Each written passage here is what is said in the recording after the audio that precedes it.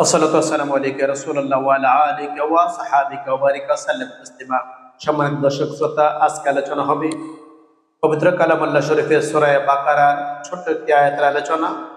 যদিও আয়াতখানি অনেক ছোট, কিন্তু তার গম্ভীরতা অনেক বড়, অনেক বিশাল। সেই প্রসঙ্গে আমি আলোচনা করব। আমরা আল্লাহ পাক রব্বুল আলামিন পবিত্র কালামুল্লাহ শরীফের সূরা বাকারায় আমরা আল্লাহ বলেছেন, ওয়া মিম্মা রাযাকনাহুম ইউনফিকুন, ওয়া মিম্মা রাযাকনাহুম ইউনফিকুন। সে আয়াতের আলোচনা, সে আয়াতের পরিপ্রেক্ষিতে আমি একটি আলোচনা আপনাদের সম্মুখে তুলে ধরব।